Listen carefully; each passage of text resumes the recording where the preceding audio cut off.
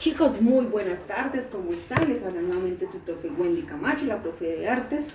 El día de hoy tenemos nuestro nuevo encuentro virtual, gracias a los videos que les enviamos a ustedes, donde compartimos los temas y las cosas que estamos trabajando en este periodo. ¿Listo, chicos?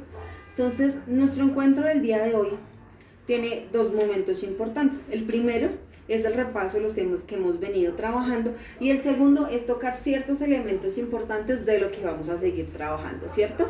Fácil, ¿listo? Entonces, para hablar de esto y para no darle tanta larga, entonces vamos a hablar acerca de el color. ¿Listo, chicos? El color nosotros lo vimos como un elemento, ¿cierto? Que hace dar como esa luz o esa oscuridad a ciertos elementos, ciertos objetos, ciertas pinturas, ¿cierto que sí?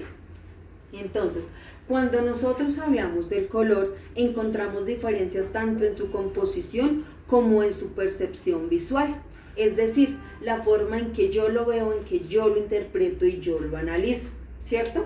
Cuando les envié a ustedes el taller de esta semana, yo les decía que ustedes debían hacer un mapa de ideas con respecto al color y que era como sacar esos elementos importantes del color y hablar sobre ellos, ¿cierto? Cuando nosotros hablamos del color en un momento en el colegio, decíamos que el color estaba dividido, lo que alcanzamos nosotros a ver, en tres grupos, ¿cierto? Teníamos los colores primarios, los secundarios y los terciarios, ¿cierto? Y los vimos en un esquema. Entonces, hasta ahí, fácil, ¿cierto? Porque es lo que hemos venido trabajando. Entonces, en el color tenemos los primarios, los secundarios y los terciarios. Listo. Fácil, ¿cierto? Eso no se nos olvida. Cuando nosotros hablamos del color, encontramos unos colores primordiales, unos principales. Los primarios son los colores que ya están hechos, ya están determinados estos colores. Entonces, como tal, yo no puedo generar una combinación para obtener ese color porque ya están creados, ¿cierto? Ya son colores naturalmente hechos. Entonces encontramos los primarios. Ahí están, el amarillo, el azul y el rojo, ¿cierto? Colores primarios, los principales. ¿De dónde salen o de dónde provienen esos colores secundarios? Recordemos que los secundarios son la mezcla de los colores primarios. No es que yo mezclo los tres colores y me dan.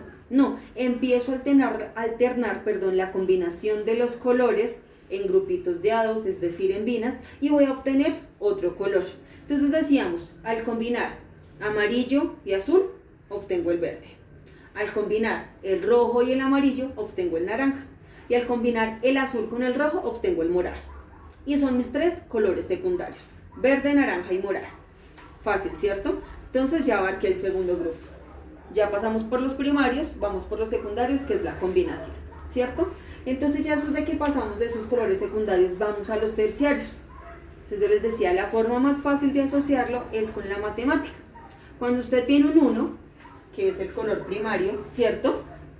Y luego en otro lado tiene un 2, es decir, usted tiene esto así, un 1 y al lado tiene un 2, ¿cierto? Usted lo que va a hacer es sumarlos, es combinarlos.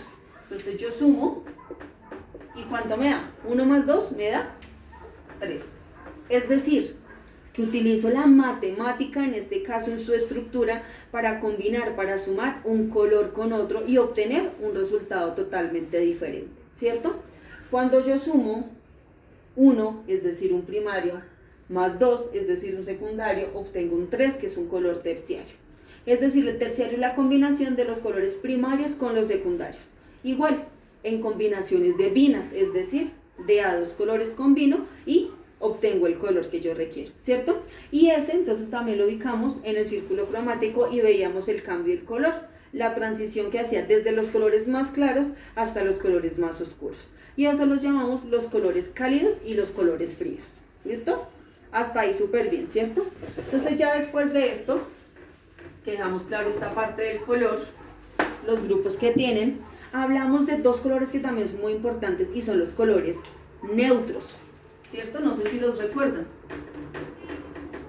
Cuando hablamos nosotros de los colores neutros, nos salen otros dos colores.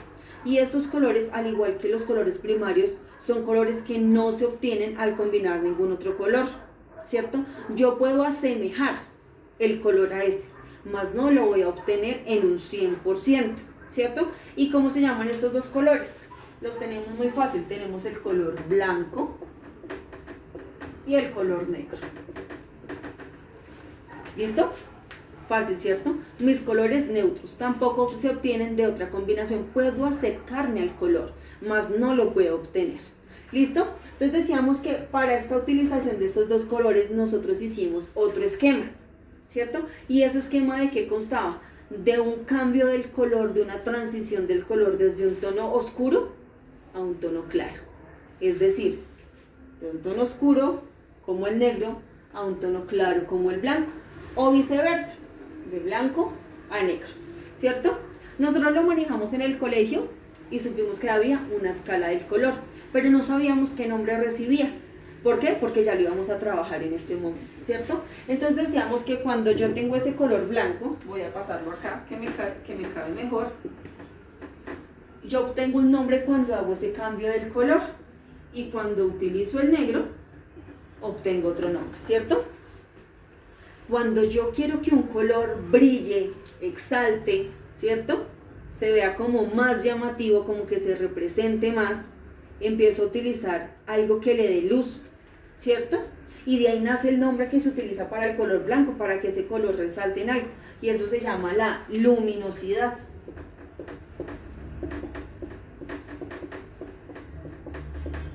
¿Listo? Y esa luminosidad nosotros la veíamos cuando teníamos nuestro color normal y hacíamos que subiera su color a un tono más claro. Y lo hacíamos aplicando un poquito de blanco, un poquito de blanco, un poquito de blanco, un poquito de blanco. Solo utilizábamos color blanco y el color que queríamos que cambiara. Amarillo, azul, rojo, verde, naranja, cualquiera, ¿cierto? Y los empezábamos a obtener ahí. Pero ¿qué sucede con el negro? ¿Qué pasa cuando yo utilizo el negro? ¿Cierto? El negro es frío, el negro es oscuro. Es decir, va a hacer que ese color deje de tener esa luz que tenía en el tono blanco, perdón acá, ¿cierto? Para llegar a un tono más oscuro. Y eso se llama, como su nombre lo dice, oscuridad. No, ¿cierto? No es oscuridad. Lo asociamos con ese término porque decimos, profe, está oscuro, se oscureció la tarde, ¿cierto? Ya no está de día, está de noche porque se oscureció. Pero ese no es el término que utilizamos el término que se llama saturación, ¿cierto? Y viene entonces del significado de como tratar de darle como ese tono más oscuro, como tratar de que suba un poco más el tono y genere ya un tono de negro. Pero como les decía, son tonos que no se van a obtener. Se puede acercar un poco, pero en un 100% que sea el tono, no. Entonces, tenemos luminosidad y tenemos saturación. No es oscuridad, ¿cierto? O no es oscurización o algo así, no, ¿listo? Se llama saturación.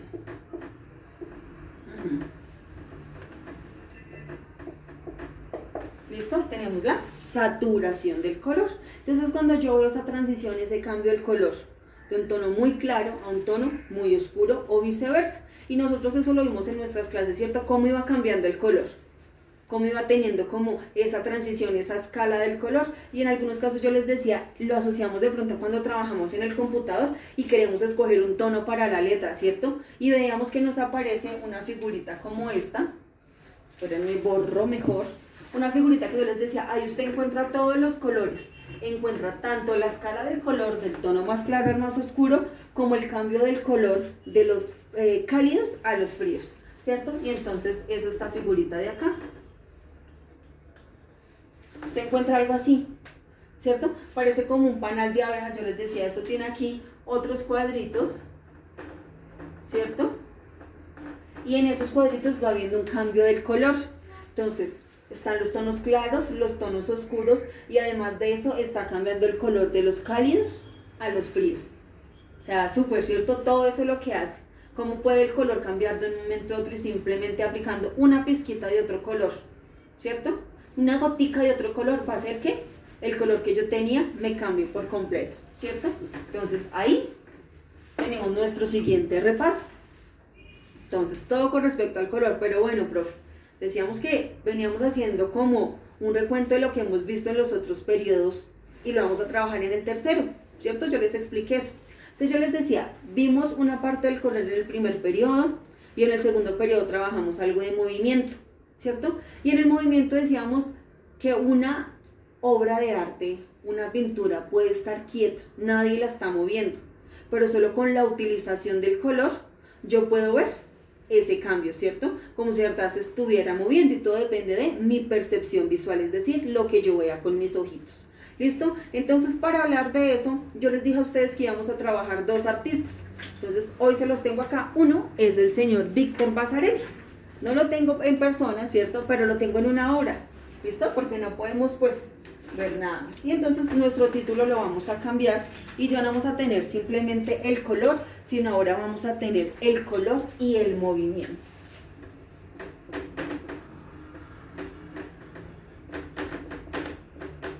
Listo. ¿Por qué? Porque a partir de esa utilización del color, yo puedo darle movimiento a una obra de arte, ¿cierto? ¿Y cómo lo hago? Tratando de combinar los colores y ubicarlos de la forma que son. Y lo vamos a ver con esta obra, ¿cierto?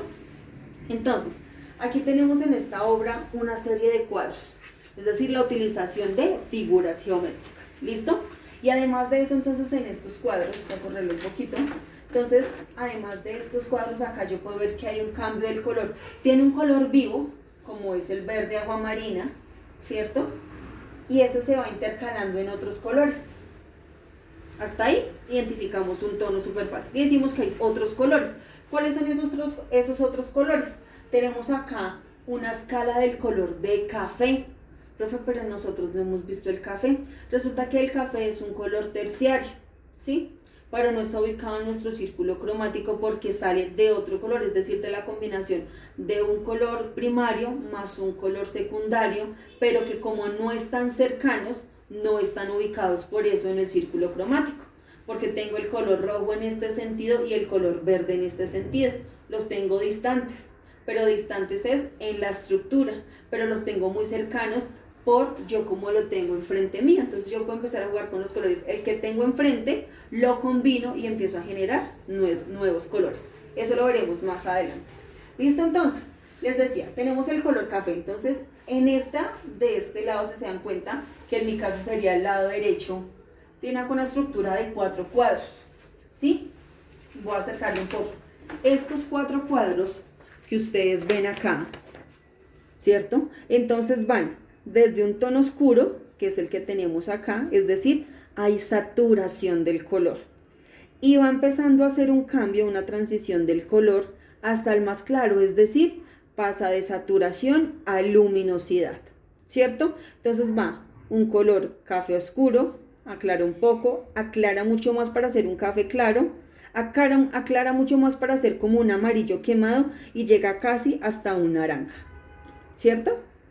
¿Sí ven ahí cómo resalta? Y además de eso, cuando yo miro la parte inferior de mi imagen, ¿sí? Si la logran ver ustedes ahí, tengo un lado opuesto. ¿Por qué? Porque acá iniciábamos por la parte oscura y llegamos a la parte clara, al centro de la imagen. En la parte de abajo es diferente. Iniciamos de la parte clara y pasamos a la parte oscura. ¿Qué quiere decir eso? Que al tener yo una combinación de color de los claros y de los oscuros de forma posterior en contra de lo que yo voy, me va a hacer dar un efecto de movimiento, es decir, como si el cuadrado que está ahí, como si eso nos atrajera, como si nos estuviera llamando hacia adentro, ¿cierto? Entonces, ya que las mostré más cerca, entonces miramos. Ese cambio de color y ese juego de escala de colores entre los más claros y los más oscuros y cambiar la posición hacen el efecto de movimiento. ¿Recuerdan que nosotros lo vimos en el segundo periodo cuando utilizamos el blanco y el negro? Y se hacía como en forma de ajedrez, yo les decía a ustedes. Entonces va, por ejemplo, inicia blanco, negro, blanco, negro, blanco, negro. La siguiente línea no va a iniciar por blanco, sino va a iniciar por negro. Entonces negro, blanco, negro, blanco. Entonces empieza a haber una alternancia de color, ¿cierto? Mi color va cambiando. Y al hacer esto, entonces parece que la imagen estuviera de pronto haciendo esto, me estuviera jalando o me estuviera sacando, ¿cierto? Y eso es lo que pasa con esta, nos atrae. Y al tener ese cambio del verde aguamarina y un borde, porque tiene un borde delineado de morado, entonces parece que los cuadros verdes se salieran, mientras que los cafés se están entrando para jalarlos. Súper, ¿cierto? Y esta es una obra de Víctor Vasarely, ¿listo? Y él nos dice, puede utilizar el color de diferentes formas, de diferentes elementos, tratando de generar una ilusión óptica ante la persona que lo está viendo. ¿Cierto? Ante la persona que está utilizando su percepción visual, está imaginando, en su cabeza está maquinando algo, cada vez que está viendo esa obra, ¿cierto? Yo puedo percibir que me están jalando, que el cuadro me está llamando, pero puede ser que el que está ahí viendo, mi vecino, mi compañero, dicen, no, lo que están haciendo es sacarme, ¿sí? Porque nuestra percepción visual es totalmente diferente. Y si no, pues entonces seríamos todos iguales y sería como que muy aburrido, ¿cierto? No sería muy bueno. Entonces, esta es una obra del señor Víctor Vasarely. ¿Listo? Entonces vamos a dejar aquí en un ladito y ya. Y tenemos nuestro siguiente artista, que es el señor Maurits Cornelius Escher. ¿Listo? Más conocido como M.C. Escher. ¿Listo? Este señor que decía, a mí me gusta combinar las formas, combinar los colores y los elementos, pero dar una percepción de algo irreal, es decir, de algo que no se pueda generar. Y lo veíamos nosotros en una imagen donde se veían dos personas como si estuvieran conectadas, pero al mismo tiempo separadas, pero estuvieran como enredadas, pero estuvieran como separadas, o sea, como así, ¿cierto? Es algo muy loco, pero resulta que eso es lo que ellos querían, tratar de cómo empezar a hacer que nuestra mente jugara. Bueno, usted qué entiende, usted qué ve, usted qué es lo que percibe, la realidad es esta, pero ¿por qué está hablando de esto? ¿Cierto? Hay veces que nosotros vemos imágenes de pronto de unas escaleras y nos dicen, ¿está la persona subiendo o está la persona bajando? Un gran interrogante, ¿no? Dependiendo de la posición que yo tenga de mi cuerpo, puedo decir si subo o si bajo, ¿cierto? Si de pronto las escaleras están así y yo voy de frente y la foto que tomaron está de frente, yo puedo decir voy bajando, ¿cierto? Pero si la tomaron de otro costado, ¿cierto? Puedo decir la persona va subiendo porque estoy de espaldas. Pero si la composición que tiene el espacio es de otros colores y eso empieza a jugar ahí también a mi favor o en contra, es ahí donde tengo que empezar a utilizar mi visión, ¿sí? Tengo que determinar muy bien cada detalle para poder saber qué es lo que me quiere expresar esa imagen. Y lo vemos en esta. Entonces decía, bueno, porque las cosas tienen que ser comunes, porque no podemos trabajarlo de otra manera. Y este lo vemos, está utilizando una figura geométrica, ¿cierto? Que también es muy importante y lo vimos como lo hacía Vasarely. Y en este caso está utilizando una estrella, ¿cierto? Es decir, está utilizando la forma del triángulo y la forma de la pirámide, ¿listo? Y entonces aquí, ¿qué tenemos? Entonces tenemos acá que la figura, aparte de que tiene unas iguanas que están rodeándola, ¿cierto? Tiene unas figuras alrededor. ¿Y qué son las figuras que tiene alrededor? Unas figuras geométricas, ¿listo? Entonces estas figuras geométricas lo que hacen es acompañar esto que yo tengo ahí y darle otro sentido a la imagen, ¿listo? Aparte de eso, la diferencia que encontramos con Víctor Vasarely es que él no maneja tanto color, sino maneja más la escala de los grises, es decir, utiliza los colores neutros, ¿listo? Él está utilizando lo que es el blanco y el negro. ¿Listo, chicos? Entonces, al utilizar estos colores, ¿qué hace? Que ve que resalta más la luz de la imagen, ¿sí? La hace como salir más, sobresalir más, y de ahí entonces se ve todo lo que él quiere trabajar. ¿Listo, chicos? Entonces, ¿cuál es el consejo? Tengan muy presente visualizar muy bien las imágenes, encontrar las características y desde ahí entonces empezar a trabajar todo, ¿listo? Pueden crear ustedes, pueden mirar más imágenes de internet y empezar a sacar como una lista de qué son esas cosas importantes y qué es lo que los caracteriza. ¿Listo, chicos? Entonces, no siendo más, Dios los bendiga, que les vaya muy bien y estamos al contacto.